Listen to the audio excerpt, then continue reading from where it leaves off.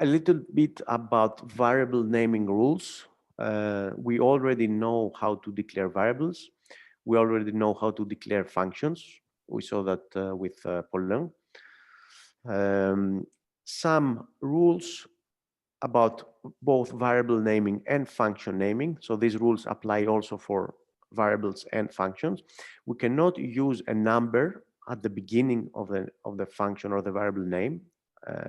We can use numbers inside the name, but not start with 3, 4, 5, or whatever. So this is just a limitation. The only non-alphanumeric characters that are allowed are the $ and the underscore. These are the only characters that we can use apart from A, B, C, blah, blah, blah, and the numbers. We cannot use the question mark or, I don't know, other characters.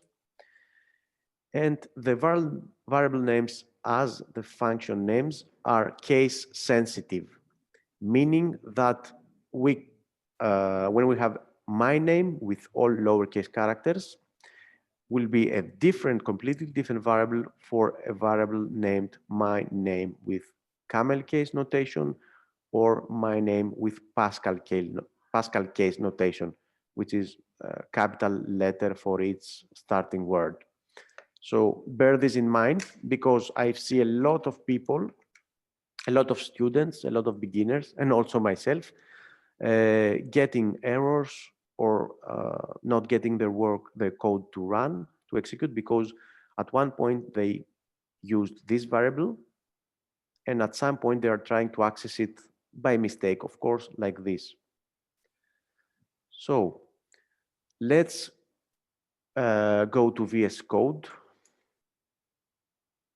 and open VS Code. Open your workspace, your JavaScript workspace. I will be using a new folder and a new workspace for this session. And let's create a new file. We're going to call this arrays, let's say, and strings HTML or something similar. So open your workspace, create an HTML file, create a basic boilerplate, and try to code along.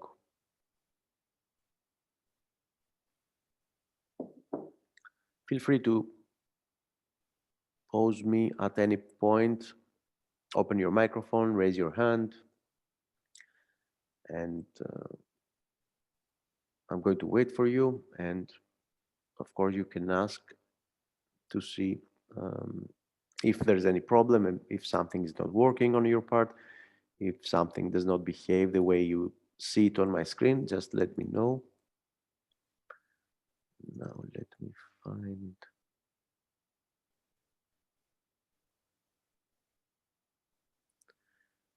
And I also have, I have made all of you, I've given access to you for sharing your screen, so we can really easily, you can really easily share your screen too.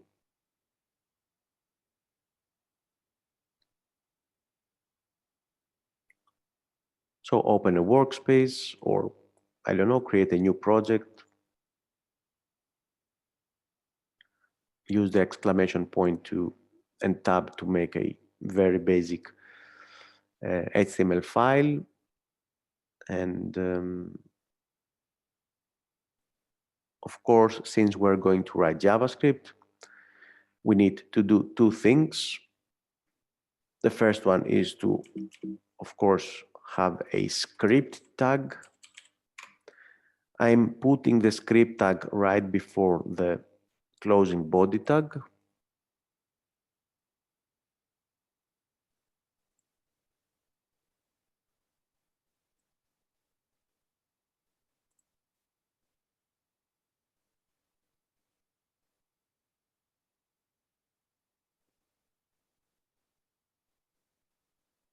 This is best practice, as we talked.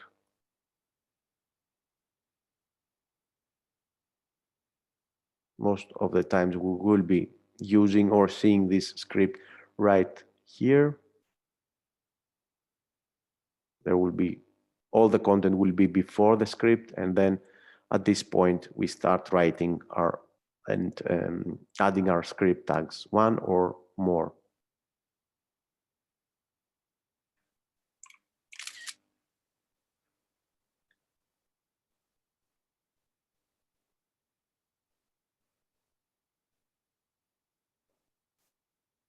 And I think you can also annotate yourself. You can also draw something on the screen at some point.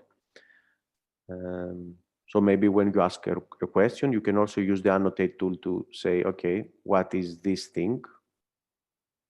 We will try to use these tools as they are. So let's go. Let's move on. So about the variable names, I told you that we can use all kinds of alphanumeric characters, but we cannot use this one. As you can see, VS Code knows that I'm using an identifier or keyword cannot immediately follow a numeric literal. It just informs us about this limitation, but we can use, of course, this one. So I will comment this. And the comments I will put, you don't have to write them yourself. I will give you the file later. So the comments I will just put here as a reference on the web page that I will send you.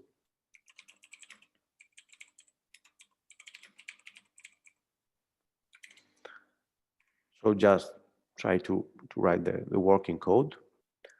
And as we saw, we can create a variable with just this character.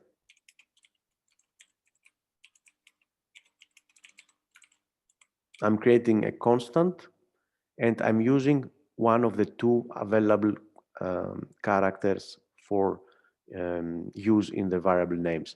So since I can use the underscore character, I can create a variable with this single character. Just like I can declare a variable with const A or let B or let Z, or I don't know, just a single character. I can use this single character to name a variable. So this is not very helpful, and it's not a good practice to use this kind of, but there's a reason why I'm using this example now. We will see this in later lessons, how this will make sense. But right now we have a variable with, we can use one character variables, and we can use $sign and underscore. So these are my comments. And since the same rules apply for the functions, we can declare a function just by using the one single character which JavaScript allows us, which is the $sign. So instead of writing function, I don't know, display or do something or run or play game or whatever, I can use a single character to name my function. And since I can use underscore and $sign, I can create a function that will be, its name will be $. It's also strange, but there is a reason why I'm now using this example. So a recap about functions. Functions are declared using the function keyword, a custom name, parentheses, and the curly braces which define the block of the function. We can have some parameters inside.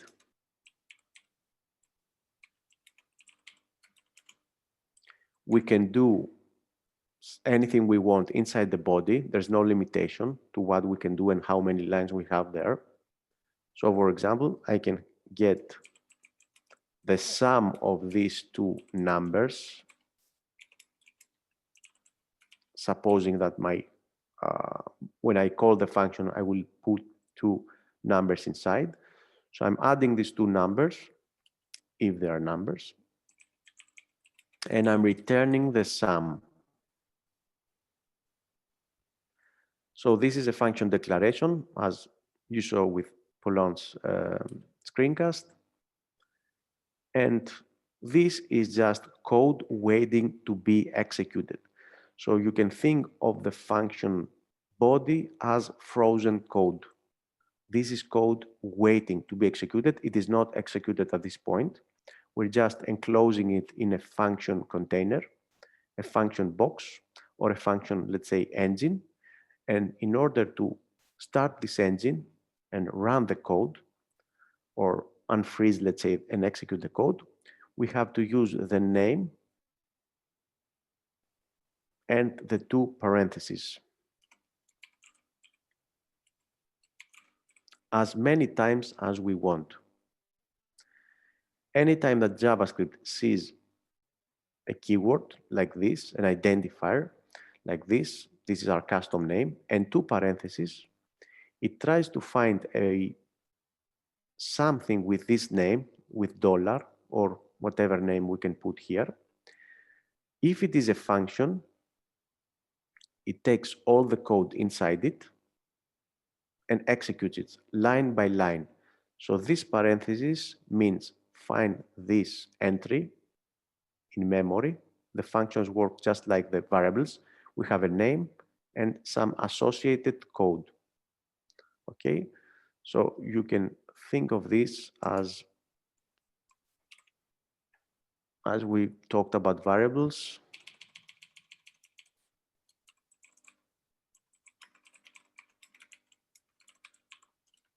I told you that when we create a variable, there's something, let's say, inside the memory of JavaScript. So we create a variable, we give it the name underscore, and then we have the value at the other side of the table. So when we try to access this variable, for example, and you can see how strange it looks with this underscore, but this is something we can do. So whenever JavaScript sees this underscore or the name that we've given to the variable, it goes into this table. It tries to find this name. If it finds it, it gets the value and then puts it inside. So let's use the annotator. So this means that JavaScript will go here, try to find this variable name, go here, and then take this value and replace this variable name with the value. So this is the process, and this is how variables work. Okay? So whenever you see a variable name, think of this value. There will be a replacement afterwards. Okay? The variables are, let's say, temporary placeholders or pointers. After the execution of the code, they will be replaced with something else. If we haven't added some kind of value here, for example, let's say I placed a variable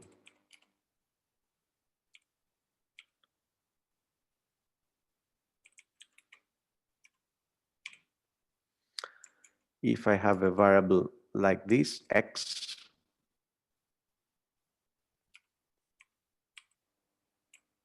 what will be the value here?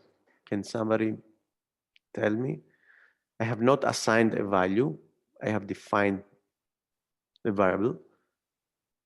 So what does JavaScript places in here in the value? It cannot be exactly.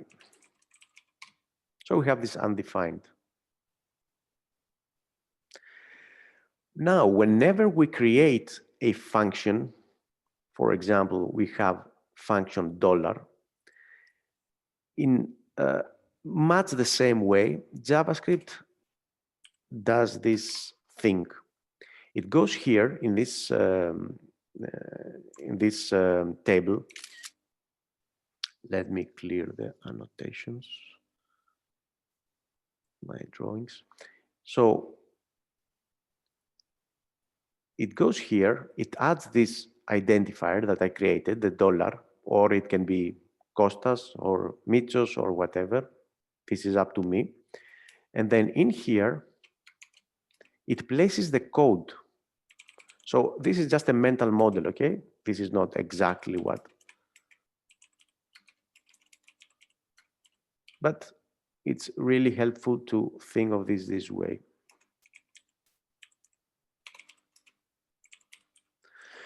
So it works a little bit like the variables. There's a name, a pointer, that is pointing to code.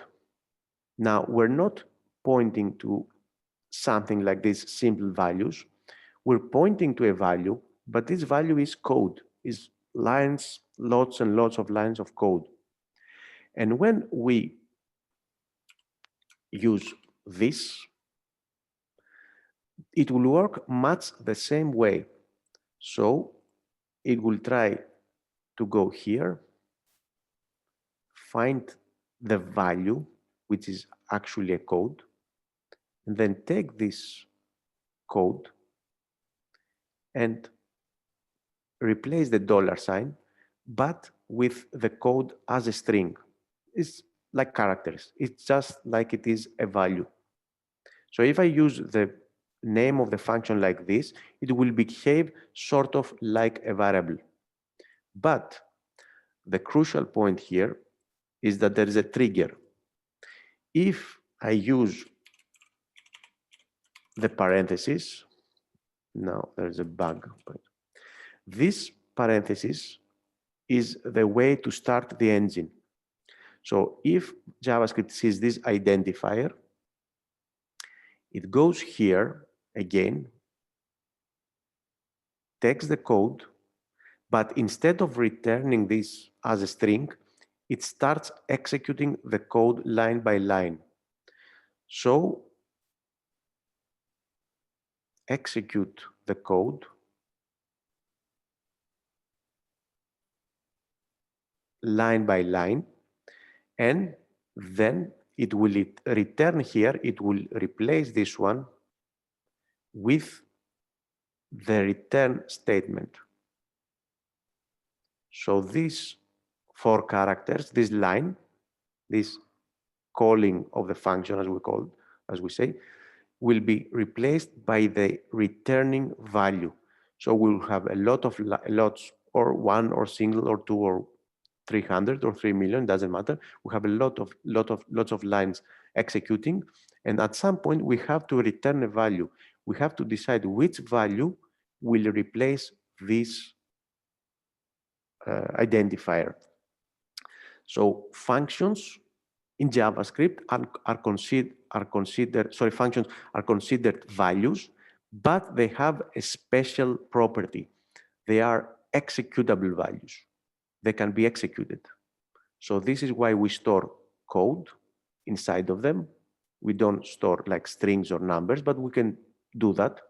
We can use functions as variables, but if we use this execution capability, when we place the parentheses, all the code that is declared inside the body will be executed. It will run 1 time, 2 times, and so forth. Every time the code runs from beginning to end, doing a fresh start. So this is one way to think about functions, and it's really important because it is really close to how JavaScript functions. The functions are values in JavaScript, are considered values with a special property. They are executable values. We can execute them. So What questions do you have at this point?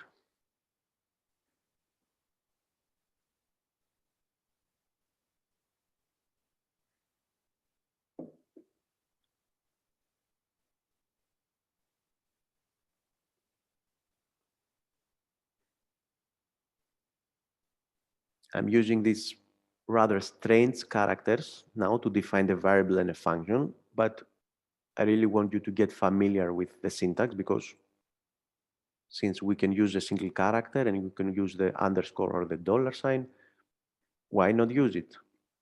We'll see later on how we will use it in real life.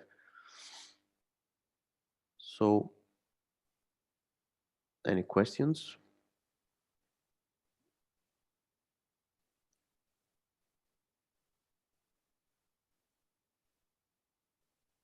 Before moving on, and I'm going to clear this.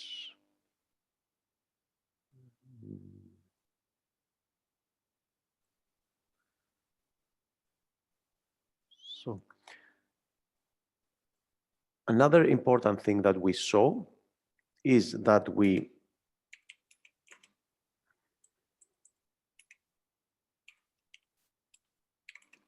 can add parameters to the functions.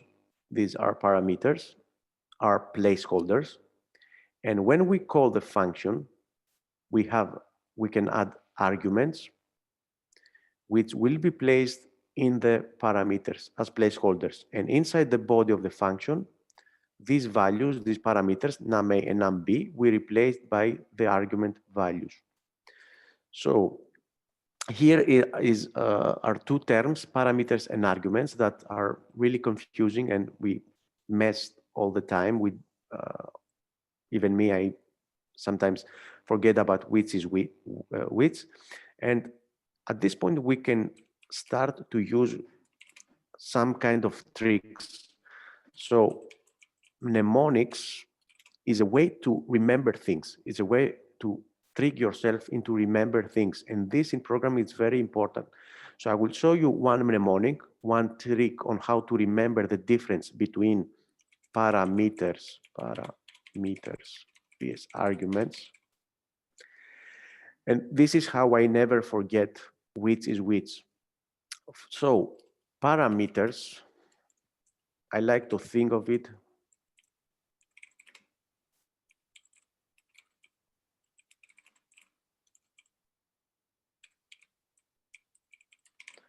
I try to remember the P, the first letter, parameters, with P as in placeholders. So whenever I'm feeling confused, okay, which one is the parameter, this one or this one? I'm thinking of P, instantly I'm thinking of placeholder, and I say, okay, this is the place where I will place the holders that I will place some values. So this is where the parameters are. So parameters, P for placeholder, and for the arguments, I remember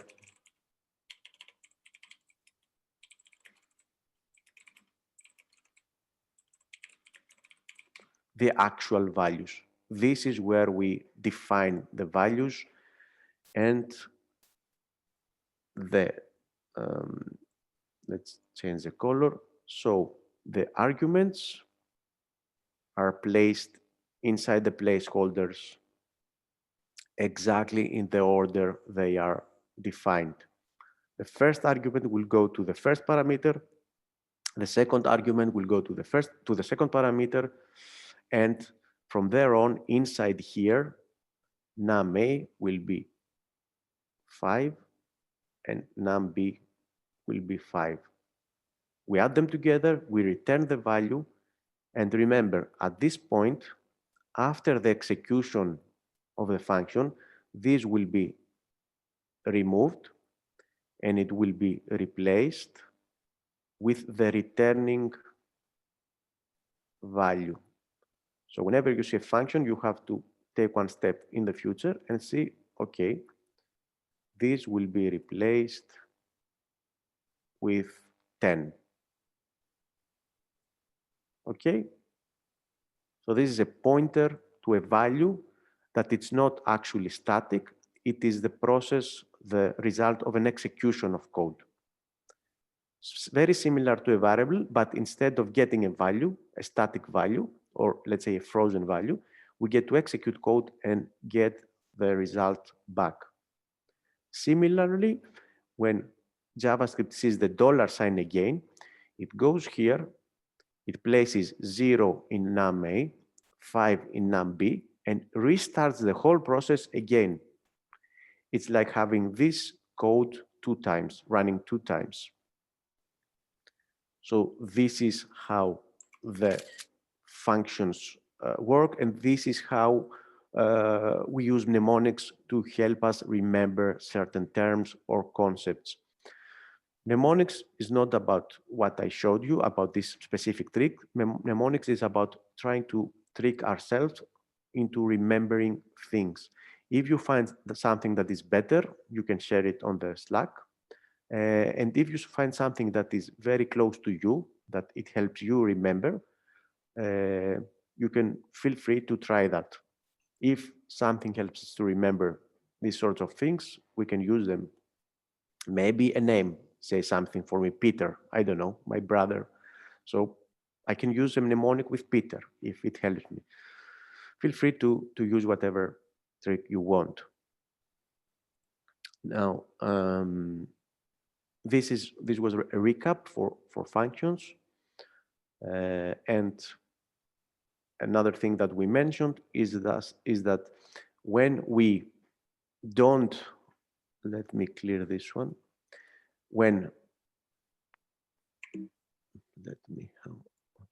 if we don't define, now here's a bug. If we don't define an argument, for example, the $sign function needs a second parameter here. So if I don't define the second argument, num A will be, who remembers, what will the value of num B be inside the third execution of the function? Exactly, once again, undefined. And if I omit the return, okay, so if return value is omitted, or we have just a return, JS automatically places this one at the end of the function. See, so if there was no return statement in my function, or if I just had return and semicolon, then JavaScript automatically adds this. Let's say in our mind we have to. It doesn't exactly work like this, but it's like JavaScript places this return statement. So if I don't have a return statement or I don't return a value, after the execution of a function, this place here will be replaced by undefined. And of course, since I have a value here, I can store it in a variable.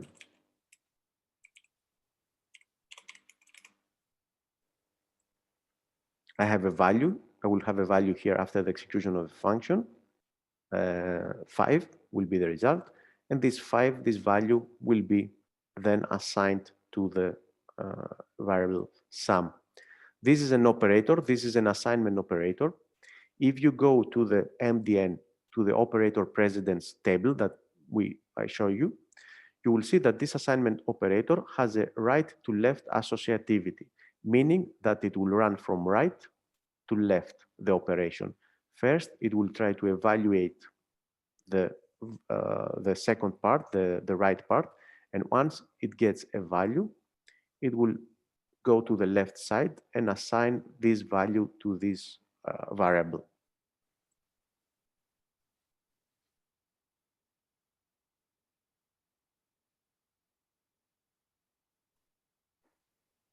So I will open this with a live server.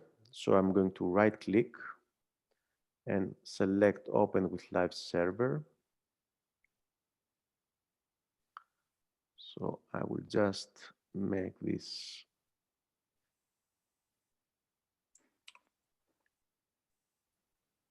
a little bit. So the first rule of JavaScript is that we place the script right before the body tag.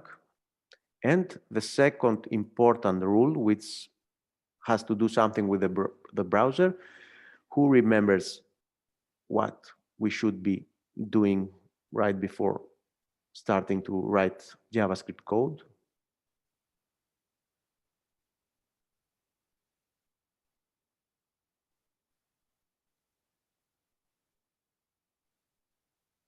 So what? We didn't hear you. Exactly, Patrick. Fantastic.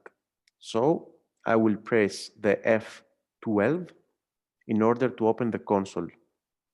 Because if I have a mistake here,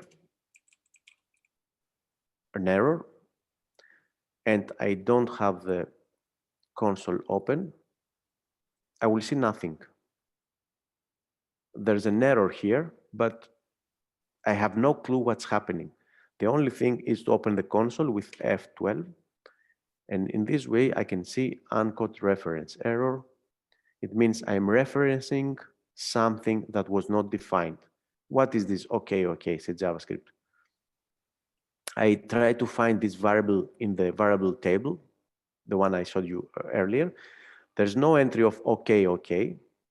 There's just a $sign, an underscore, and an X, and also a sum in that table there. But there's no okay. So we have an error at this point. So always use F12 and then start working on your JavaScript. So that's really nice. I see you're on the right track. So let's move on to arrays. Okay. So arrays are simply lists of values, collections of values. We have 4 numbers, as you can see here. We can place them in 4 different variables, but if these values seem to be grouped logically in some way, for example, I have a list of grades from a student, I can group them together in a list. In much the same way, I can create 3 variables and say student 1, student 2, student 3, and give these strings to these values. But if these 3 strings make up a logical group, for example, these are 3 students, I can group them in an array, and I can assign this array to a variable. I can put whatever value I want inside an array, and since I mentioned that functions are values, are considered values in JavaScript, we can also add functions to an array. So let's check this. Go here.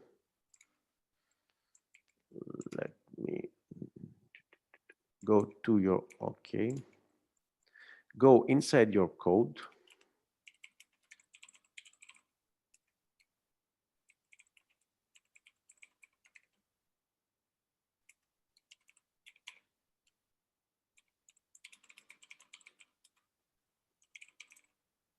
Special.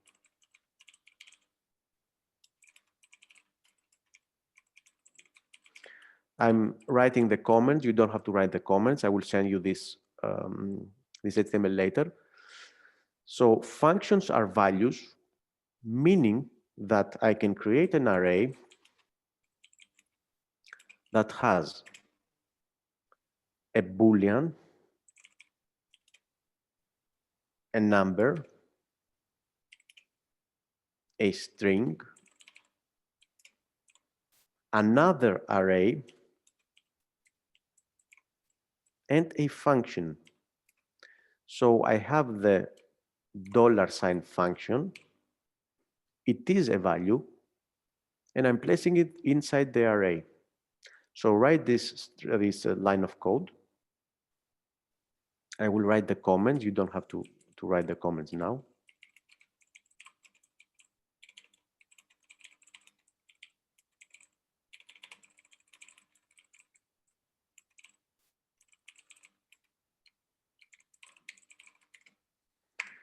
And this is one of the most powerful features of the language. Functions being values, it means that we can do everything we can with values, and it's one of the most powerful features of JavaScript. And it's one feature that not many languages can do and have available. So functions are values. You can see that they have tremendous power. We can do some amazing stuff with functions. And this, I think, is why many people love JavaScript. It's because they have this immense power with functions. We can do some amazing stuff. So write this code and try to play around in the console with the list. For example, we can use list 0 to get the first element.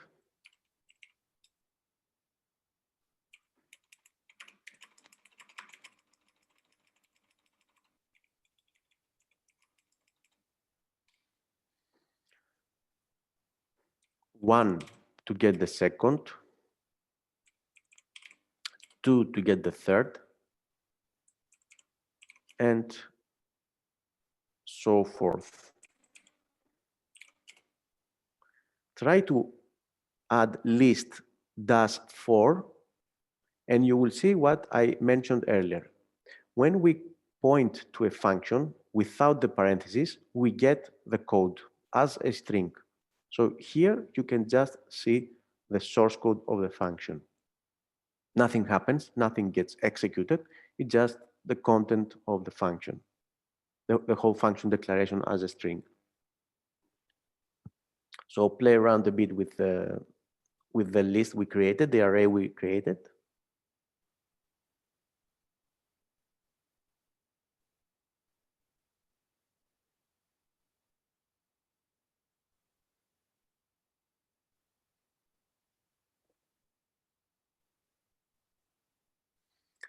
And try to find a way to execute this function. And let us know in the chat of what happened and how you executed this function through the list, through the array, okay?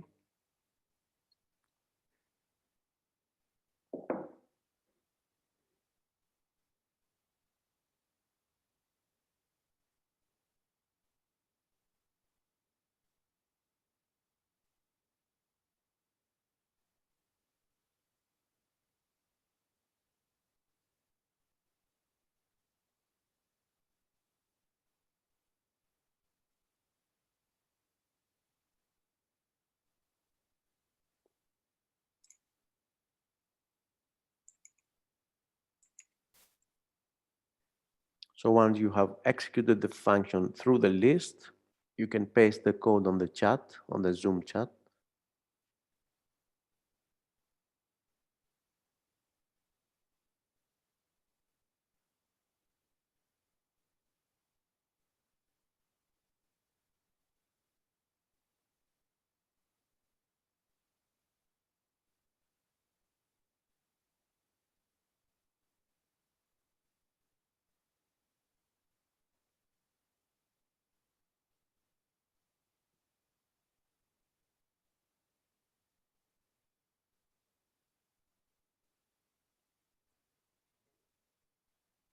Mm-hmm. So Cetin, let's try what Cetin just sent. So list bracket 4 just gives us the function. It's just like using the dollar sign. In the fourth place of this array, we have the dollar sign. So list brackets 4 is just like dollar. So we can use this to add two numbers together. And what JavaScript does is it goes here in list. It says, okay, I'm going to go to the variable table and see if there's a list variable name. It finds the variable, it goes to the value of the variable, it finds that the value is an array with with 5 values, and then with the bracket notation, it goes in index 4 here in the fifth place, and it takes the value. So the first thing that JavaScript does, it tries to evaluate this first part, the list brackets. Once it gets the value at index 4, we have this. Okay? So this part becomes $1. And since the dollar is a function, we can just, let me add 9. We can add the parentheses, and then we get exactly the same result. But in here, we are referencing the function through its position, its placement inside the array. So thank you, Chetin.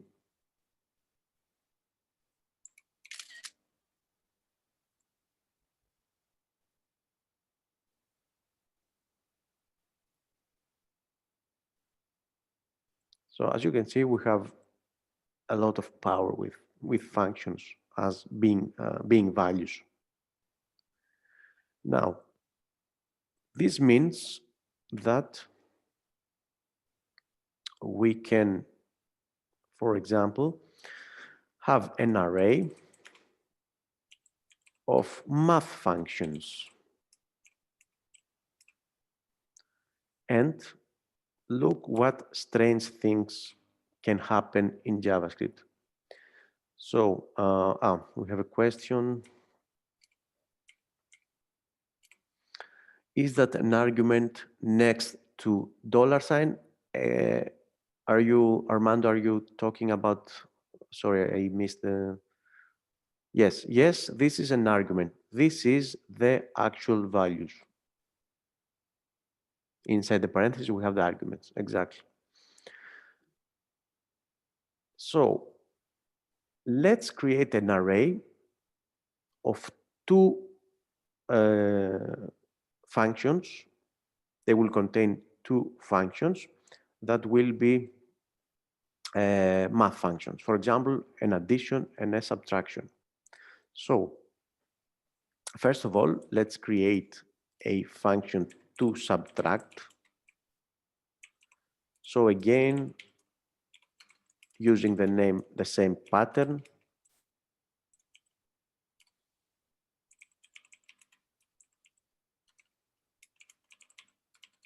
I'm creating a function, and you will have, of course, that will subtract two numbers.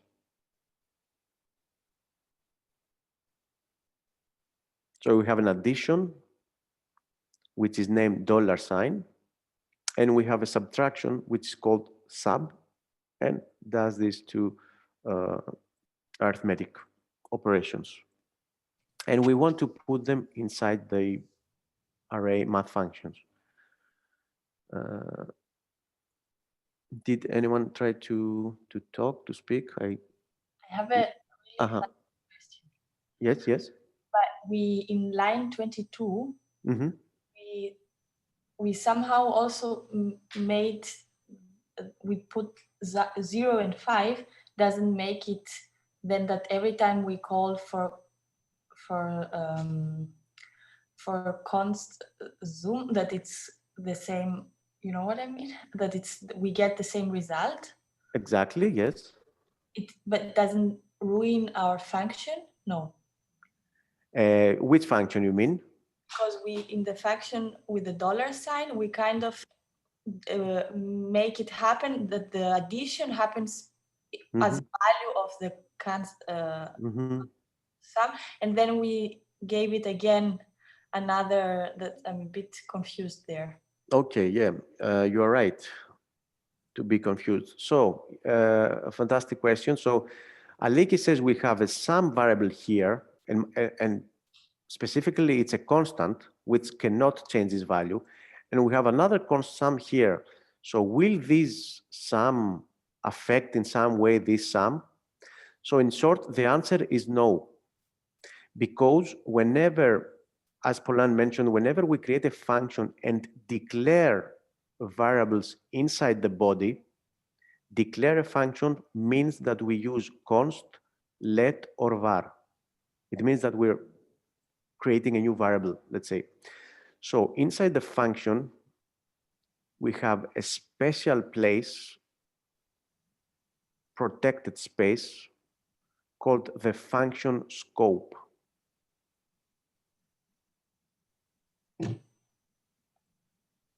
So whenever we declare a variable inside the function, this function is a new function living only inside the area of the body function.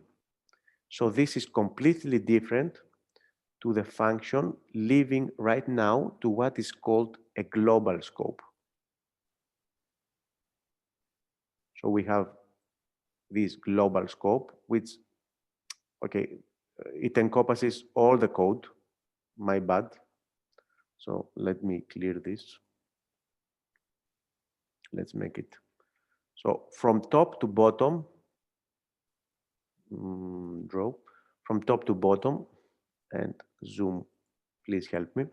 Okay, from top to bottom, we have what is called the global scope. This is where all of the script lives.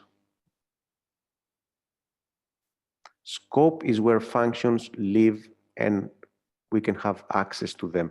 So whenever we start writing JavaScript in a script, we have the global scope. You can think of it as a big container where variables are declared and are accessed. But once we go into a function here or here, we create what is called a function scope, sort of like a private area where we can declare variables even with exactly the same name as a global variable, but these are two completely different variables. When we are in a function scope and we declare a variable named sum, JavaScript completely forgets about this other variable. It says someone has declared a const sum in here. So whenever I see sum, I will just have connection between these two. This will not ever be accessed inside the function. So this function, so this variable and this variable are completely different variables living in these completely different environments. Sum lives in the global scope, and this sum, since I declare it with inside the function body, lives here. So what the function scope, how the function scope works means that whenever we are trying to access a variable named sum, JavaScript looks first at the function scope, at the closest scope that we are. So the scope is here, the function scope. It tries to find the variable sum, and then it gets the value from this variable. Similarly, when we say num a, it will try to find the values from these parameters, which of course you know are placed, where the values are placed from the arguments. If I had the value, if I was trying to access a variable here, let me, for example, alert, why doesn't it work? Okay. Remember the variable, okay, I get, now I don't want the autosave. Let me refresh. So if I now try to access a variable that is not declared inside the function, remember the variable underscore, this happy name. So JavaScript, once inside the scope, tries to find this variable somewhere here in this orange box, let's say this orange area. Is there an underscore declared here? No, no parameters, no declared underscore. So it goes up one level above to the blue global scope and tries to find a variable with this name. If it finds this variable, it will get the value that it points to and replace this underscore with strange ha. Otherwise, it will give me an error. If there is a value, for example, if I use x, what did happen now? No. Okay. If I had like x here, I would get undefined because there's a next variable declared in the global scope. It has no value, so I get undefined. But if I get to declare a variable x inside here or underscore,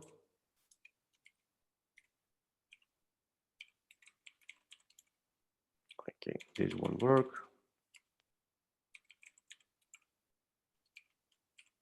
What do you think will happen if I save the code and run now? What will be the result of the alert box? What do you think? Exactly. Let's test it, of course. I'm not sure. So we go on line 17 and we're asking JavaScript to access a variable named underscore. So the first place that JavaScript looks for this variable is the function scope. So it says, I'm here right now in this orange area, this orange function scope. I'm trying to find this kind of variable. Is there a variable with underscore? Yes, it was declared here and it has the value of 1. So this is the value that I'm going to use. I don't have to go searching for this underscore in a parent scope.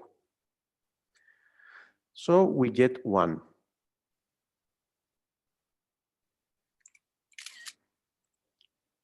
Questions at this point?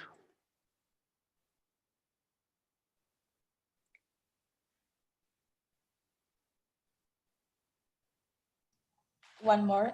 Yeah, sure. Is it bad practice to name similar functions, or we have to do it eventually to give similar names? You mean the sum that I had two variables with the same name, right? Like this or the Underscore. underscore, yes. Yeah. I think it's best to avoid it, just for the sake of confusion. So it's best to avoid, but there are cases where we need to use them. For example, the num-A and num-B, it's, I think, better to use it. So if we have a series of mathematic functions and they have a similar logic, they just take two numbers and do an arithmetic operation, it's okay to use the same parameter names. These parameters are different here and different here. They have different values and they get executed on different levels. But it's really nice to have 2, 3, 4 arithmetic operations and have the same kind of pattern. It helps us decode the code easier. But I mean, this sum here and this sum, probably there could be like a better variable name here. For example, on line 23, I could give this variable a more specific, more meaningful, more descriptive name. For example, sum. But sum of what numbers? It makes no sense. I should put like sum of grades, sum of student points, or total points, something that makes some sense. But inside here, probably sum is a more proper name. So whatever confuses us, we should be picking different names, okay? So let me clear this. And I will comment.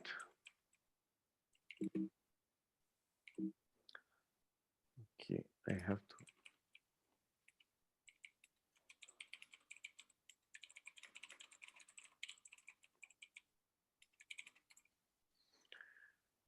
So the scopes are private areas where variables are declared and accessed.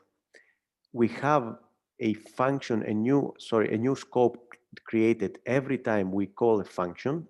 So every function has its own scope, it's not its own private variable space, and it gets activated once we call the function, and the parameters live in this scope as private variables, even though we didn't declare num_a and num_b, is just like we did this. So you can think of parameters as private variables declared inside the function. We don't have to do this because they are automatically declared just by placing them here as parameters. So they live inside the function. They cannot be accessed outside of the function. So the private function scopes mean that nobody can touch the variables inside from outside the function. Okay, this is important. This is what it means, a private function scope. I cannot access num_a, num_b, or even the underscore and the sum private variables of function $ from outside this block. So this is a private area. And these are very, very important concepts. And this is where your questions help to eliminate any confusion and make things clear. So before moving on to a short break, let's add inside the math function two functions, the sub and the $sign. So we create a list, an array with math functions, and these math functions now contain a subtraction function and a addition function. And of course, we can use them by calling them like this with a parenthesis. And what is really powerful in JavaScript is that we can take this function, this whole function declaration, and put it inside the array. So instead of declaring the function with a name sub and putting the sub reference here, I can declare a function directly inside the array. So for example, let's say I want a multiply function. I can do this thing, and this is amazing.